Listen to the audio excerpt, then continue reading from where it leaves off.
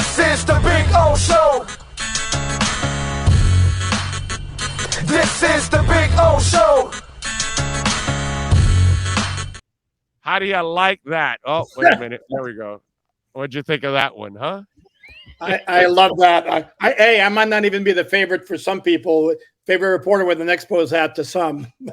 But I think you're everybody's favorite reporter with an Expos hat. That's for sure. I'm not even sure about that, actually. I don't know of another one. So. Correct. There are some who prefer nobody to the guy with the Expos hat. No. I think you just have no competition. I think everybody says I'm not wearing an Expos hat because Poupart set the standard, so I'm done. So that's kind of what is going on here. So I figured you get a kick out of that one. Love it. Overall, yes. All right. I was just talking about it. You were there in the warm-up seat there. Your thoughts, first of all, on the captains and the drastic change in the type of players that are captains last year compared to this year overall. So your thoughts on all of that. And you, my friend, deserve major kudos for making a great point about the coach's influence on that. No, there are several things that struck me. Obviously, Tua being a captain after not being a captain last year, and the whole circumstances, like the Dolphins are all in with Tua this year, and they obviously were not last year, for Christ's sake. With this time last year, where Deshaun Watson's name's out there.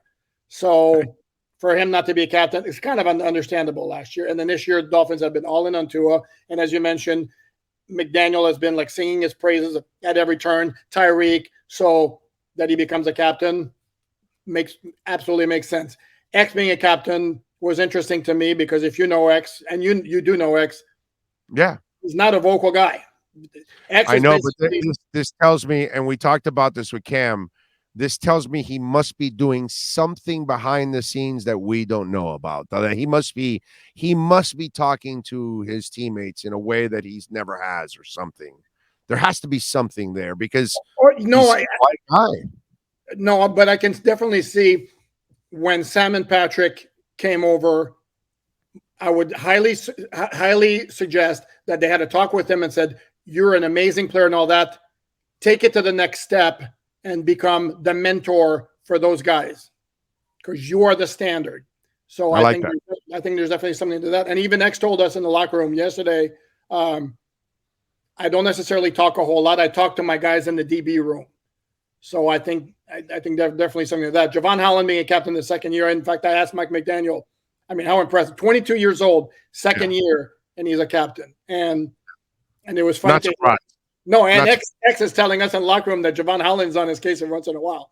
And I told him, like, last year, did you ever feel like turning around and going like, yo, little Rook, chill the hell out and, know your plays? And he told him, he said, he actually pointed to the joint practice against Tampa. There was one time when he wasn't where he was supposed to be, and Holland was on his case, and he turned around like, oh.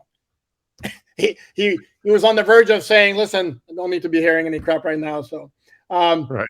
And then the other thing that struck me, Armstead was a complete slam dunk to me and Tyreek with what he's done as far as taking charge. And if you see him go out there at practice and how much he balls. Both guys. Armstead, too, is taking charge, too. He was a captain like four times in New Orleans. He's that kind of guy. And big props for Landon Roberts because, as I pointed out, this is a guy you're talking about. He's not a frontline player. He has signed with the Dolphins 3 different times. It's 1-year contract every time, and he's been selected as a captain every time.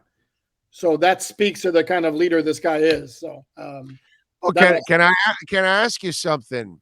Because if we're going to play this game, right? I like to play the game fair, okay? And unfortunately, when it comes to Tua, I see a lot of unfair when the way they treat him. So let me ask you something. What is it if you're picking a Landon Roberts? What's that say about your highest paid linebacker? Who is our highest paid? Jerome Baker? Yeah. That he's not as respected by his teammates as a leader as Landon Roberts. I think that's and you should be. by now, with as many years as you've been in the league, now you got that big salary.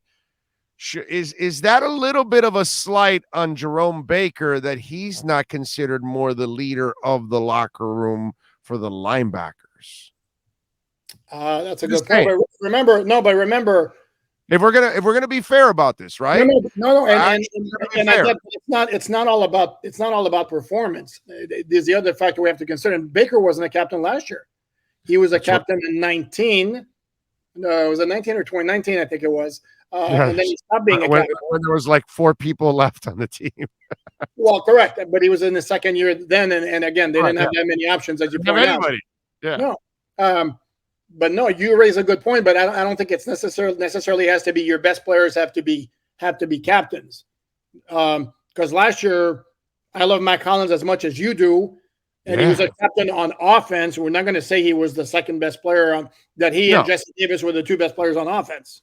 No, I'd make him easily a captain on special teams. But he was a captain on offense last year. I know he was a captain on offense. It's funny. So it's not just about performance, but the fact that Baker, to me, it's more problematic if the fact that Baker was once a captain and he stopped being a captain. Right, that's my point. Yeah, and so if we're going to be fair, you know what I'm saying?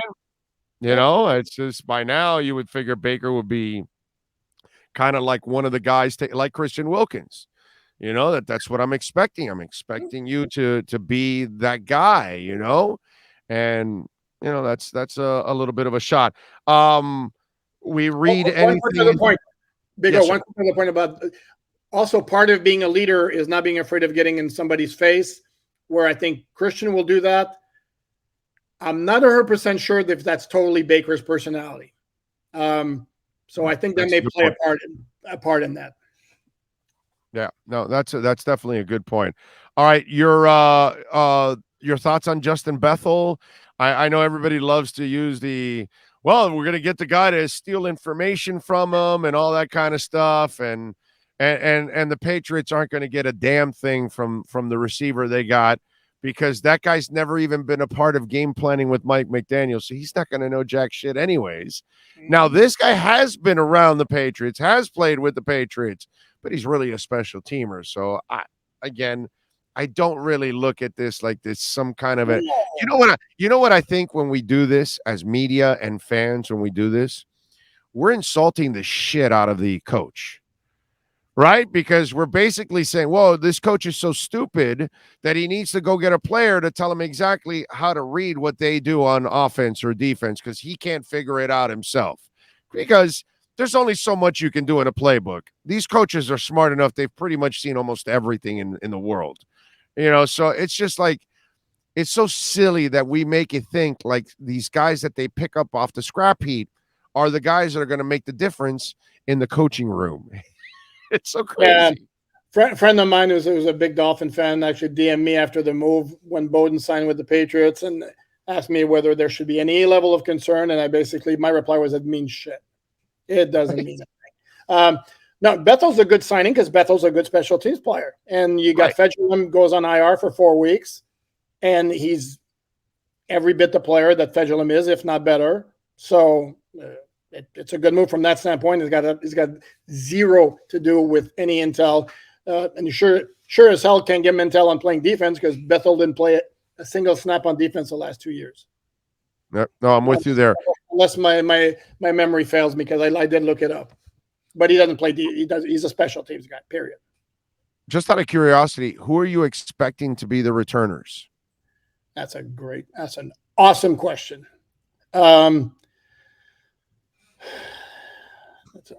Okay.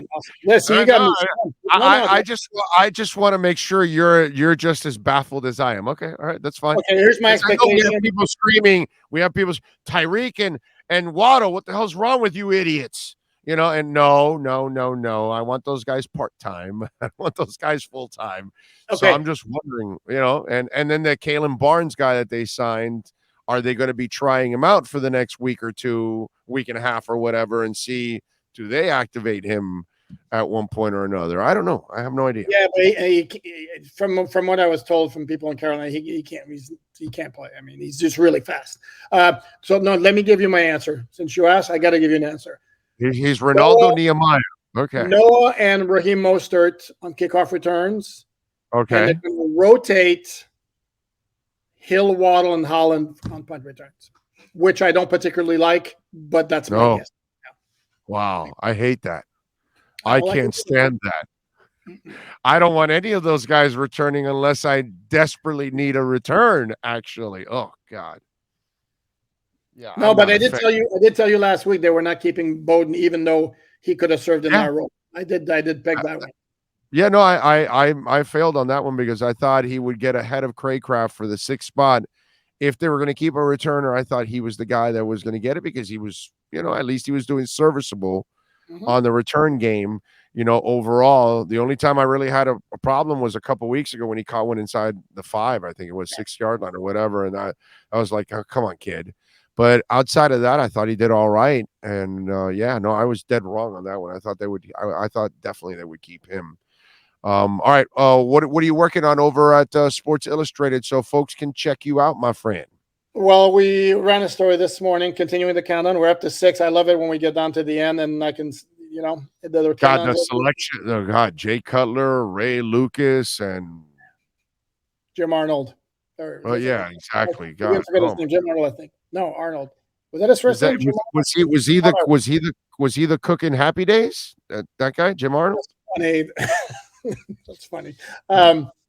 So no, that was a tough one. We ran a story this morning on looking at the path of Kader Kohou in making the 53-man roster. And then after I hang up with you and have a little lunch, I'm going to do my big Tua season preview. Okay. I highly encourage by the way, somewhere in that story, you got to put that Kader Kohou. He may not have wanted it, but he might be grateful that Trill Williams got injured because that would have been that might have put the Dolphins in a position to make a really tough decision, because if Kader is like Trill, is like Nick Needham, that they like him that much, they would have had to try to release him and try to sneak him onto the practice squad because Trill Williams would have taken that spot. So it would have been very interesting what would have happened if Trill would have still been healthy. What would they have done with Kader at that point? Well, no, my man Dante did mention the injury to Trill Williams. He did? Okay. Yeah, no. Okay. My man Dante is this thorough. But again, I'm doing a big Tua expose, looking at a whole bunch of different angles heading into the season that I encourage. And I'm going to do a mailbag this weekend. So for folks, look at the Twitter handle over there. Hit me up with some questions. Fill up his bag. That's what he's saying. Fill up the bag, baby, the mailbag, and alldolphins.com.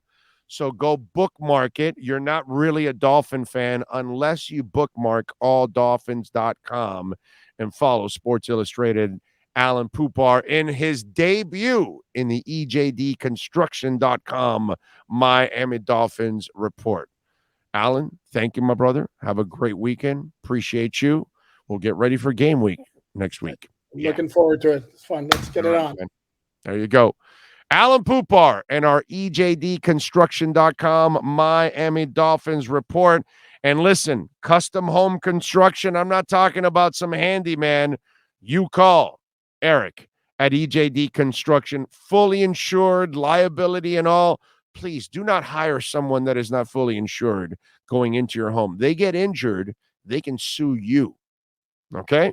They can go after you. I don't know if you know the Florida law, but most of those folks that work in that industry, they know the laws.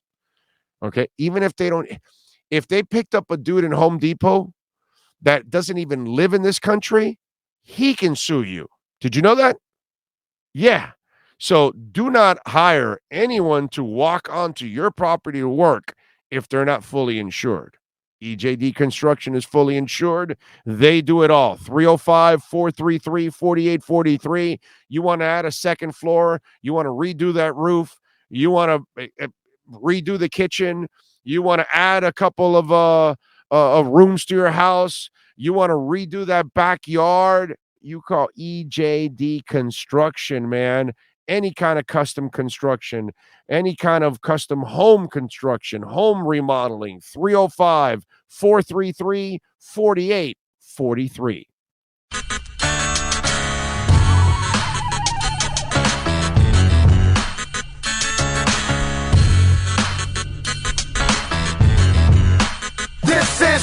O Show.